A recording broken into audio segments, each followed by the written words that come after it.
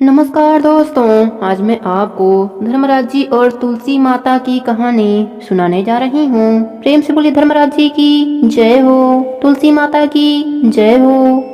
एक समय की बात है, एक गांव में एक भाई बहन रहते थे। बहन बाल विधवा थी। बहन नित्य नियम निभाती थी, धार्मिक विचारों वाली थी, हमेशा पूजा पाठ भजन से अपना समय व्यतीत करती थी। नित्य नियम से तुलसी सींचती और धर्मराज जी की कहानी कहा करती थी। इस बात से भाई की पत्नी को बहुत गुस्सा आया। एक दिन उसने तुलसी माता का पौधा उखाड़कर घर के बाहर फेंक दिया और ताने मारने लगी। बहन से भाभी के ताने सहन नहीं हुए। वह अपना तुलसी का गमला उठाकर गांव के बाहर चली गई। भाई जब घर आया तो बहन को घर पर न देखकर अपने पत्नी से पूछा, बहन कहाँ गई है? तो भाभी ने कहा, तुम तो घर में रहते नहीं हो, बाहर चले जाते हो और तुम्हारी बहन तो कुलछना है, पता नहीं कहाँ कहाँ फिरती रहती है। भाई को बड़ा क्रोध आया। सुबह से शाम हो गई और बहन का पता नहीं चला।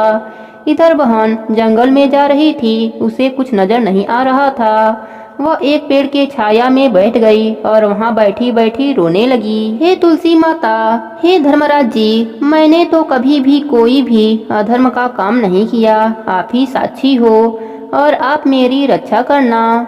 तुलसी जी एक बुढ़िया का रूप धर के आईं और उस लड़की से बोली, बेटी तुम यहाँ क्या कर रही हो? तो उसने सारी बात बताई। वह कहने लगी, नित्य नियम निभाए बिना मैं नहीं रह सकती। तब बुढ़िया माई माया से एक धर्म नगरी बनाई, जिसका नाम धर्म नगरी रखा गया। अब जगह जगह उस नगर की चर्चा होने लगी कि वहाँ एक बहुत ही धर्म की स्त्री रहती है। और इधर बहन के जाते ही भाई भाभी पर दुखों का पहाड़ टूट पड़ा। वह लोग घर घर जाकर भिक्षा मांगने लगे। एक दिन उन्हें पता चला कि धर्म नगरी में एक बहुत ही धार्मिक महिला रहती है। वह बहुत दान पुण्य करती है, गरीबों की मदद करती है। तो वह दोनों भी उस नगरी में गए। जब नगर में गए और उस स्त्री की बड़ाई सुने तो उसकी भाभी को याद आई कि मेरी ननद भी ऐसे ही पूजा पाठ नित्य नियम निभाती थी, परंतु मैंने ही उसे घर से बाहर निकाल दिया।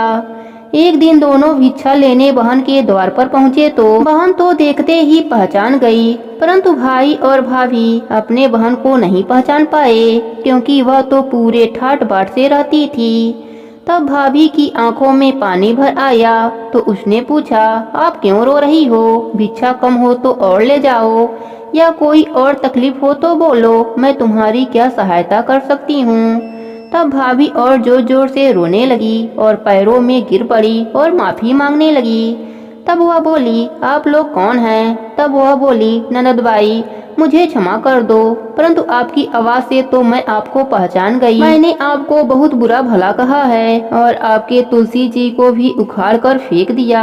अब भाई को सारी बात पता चल गया कि यह हमारी दशा कैसे हो गई है। वह अपने पत्नी को दंड देने लगा। तब वह बोली, इनसे गलती हो गई, इन्हें क्षमा कर दो। मेरी तो तुलसी माता और धर्मराज जी ने बहुत रक्षा करी है, यह सब उन्हीं का दिया हुआ है।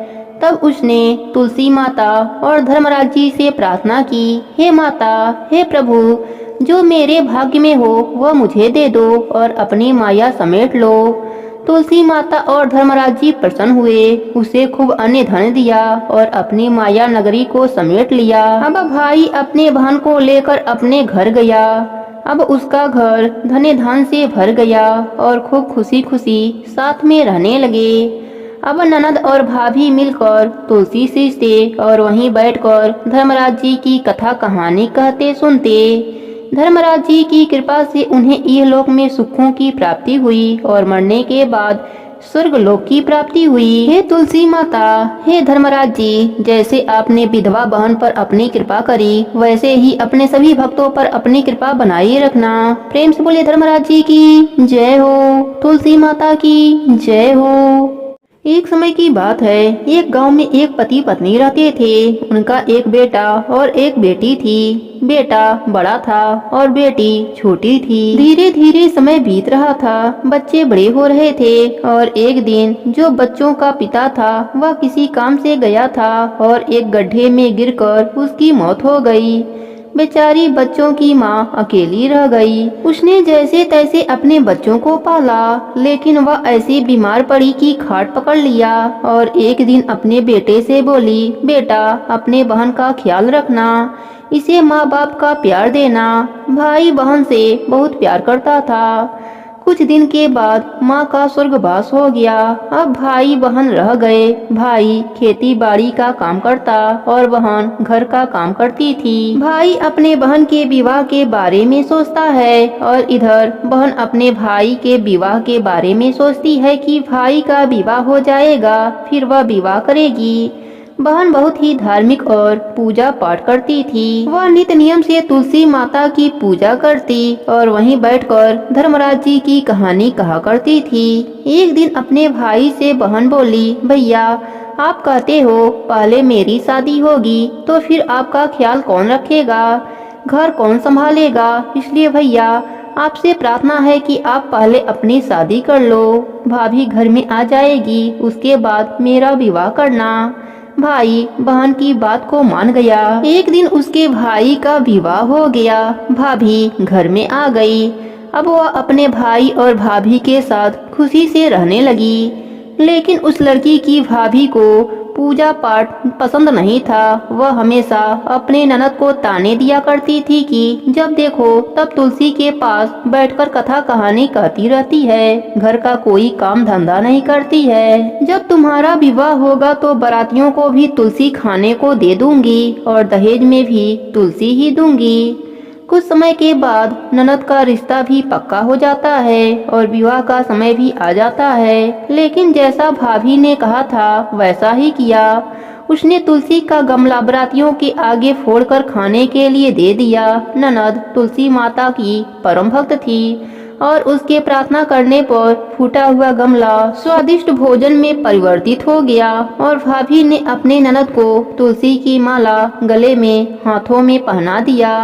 भगवान की कृपा से वह हीरे और सोने के ज्वेलरी में बदल गए। वस्त्रों के जगह भाभी ने जनेऊ रख दिया जो सुंदर व रेशमी वस्त्रों में बदल गए। इसके बाद ननद विदा होकर अपने ससुराल पहुंची। ससुराल में सबने ननद को इतने गहने पहने हुए देखा और इतना सामान लाते हुए देखा तो सब गांव वालों ने ननद की खूब प्रशंसा की। ननद की खूब प्रशंसा होती। शादी के कुछ दिनों के बाद भाभी अपने पति से कहती है कि अब जाओ अपने बहन को बुला लाओ। वह देखना चाहती थी कि हमने उसकी शादी गरीब घर में की है तो वह कैसे रहती है। भाई के पास अपने बहन को देने के लिए कुछ न था। इस बात से वह बहुत मायूस था, लेकिन वह अपने बहन को लेने के लिए चल पड़ा। जैसे ही वह बहन के घर पहुंचा तो वह सोचने लगा, मैं अंदर कैसे जाऊं? सब लोग देखेंगे तो क्या कहेंगे कि मैं पहली बार बहन के घर आया हूं और कुछ भी लेकर नहीं आया हूं। लेकिन छत से बहन ने उसे देख लिया और बहन ने अपने भाई को अंदर बुलाया। अंदर आकर भाई ने अपने बहन के सास से कहा कि मैं अपने बहन को ले जाने के लिए आया हूँ। लेकिन उस लड़की की सास ने कहा, नहीं, मैं अभी अपने बहू को जाने नहीं दूंगी। जब से मेरी बहू आई है तब से हमारे घर में बहुत ही सुख शांति और खुशियाँ आ गई हैं। अब मैं अपने बहू को कहीं भी जाने नहीं दूंगी। लेकिन भाई के बार बार आग्रह करने पर लड़की की सास ने 2 दिन के लिए अपने बहू को उसके भाई के साथ भेज दिया। लड़की अपने भाई के साथ अपने मायके आ जाती है। भाभी उसे देखकर चौंक जाती है। वह लड़की बहुत सारे गहने पहने हुए थी और बहुत सा सामान लेकर आई थी। भाभी यह सब देखकर पूछती है कि हमने तो तुम्हारा विवाह गरीब घर में किया था, फिर तुम इतने गहने और यह सामान कहाँ से लाई हो? तब उस लड़की ने कहा, भाभी यह सब तुलसी माता और धर्मराज जी की कृपा है। भाभी ननद से और भी ज्यादा जलने लगी।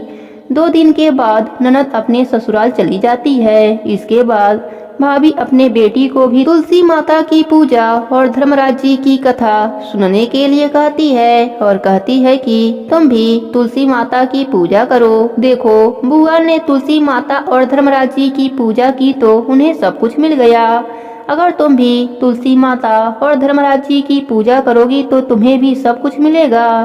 लेकिन उसके बेटी का मन पूजा में नहीं लगता था। वह तुलसी माता और धर्मराज जी की पूजा बेमन से किया करती थी, लेकिन भाभी जबरदस्ती उससे पूजा करवाया करती थी। भाई के लड़की की भी शादी तय हो गई। उसके शादी का समय आया तब भाभी ने वैसा ही व्यवहार किया जैसा उसने अपने ननद के साथ किया था। लेकिन उस समय कुछ भी नहीं बदला, क्योंकि उसकी बेटी ने पूजा बेमन से किया था। लड़की अपने ससुराल चली जाती है, वहाँ भी उस लड़की की बहुत बुराई होती है। सब गांव वाले उस लड़की और उसकी माँ की बहुत बुराई करते हैं। कुछ दिनों के बाद उसकी माँ अपने पति से कहती है, जाओ मेरी बेटी को ले आओ।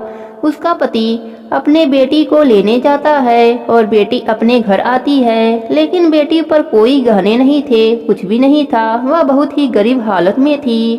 तो भाभी यह सब देखकर कहती है कि तुमने अपने बहन का विवाह तो अच्छे घर में करा दिया, वह देखो कितनी अमीर है, और अपनी बेटी का विवाह गरीब घर में कर आए। तब भाई कहता है, मेरी बहन ने तुलसी माता और धर्मराज जी की पूजा कथा मन से किया था तो उसे उसका फल मिला, और तुम्हारी बेटी ने तुलसी माता और धर्मराज जी की पूजा बेमन से किया था तो उसे वैसा ही फल मिला।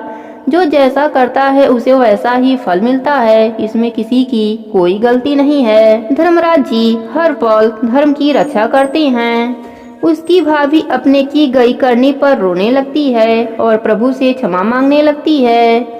हे तुलसी माता, हे धर्मराज जी, जैसे आपने ननद पर अपनी कृपा करी वैसे ही अपने सभी भक्तों पर अपनी कृपा बनाए रखना।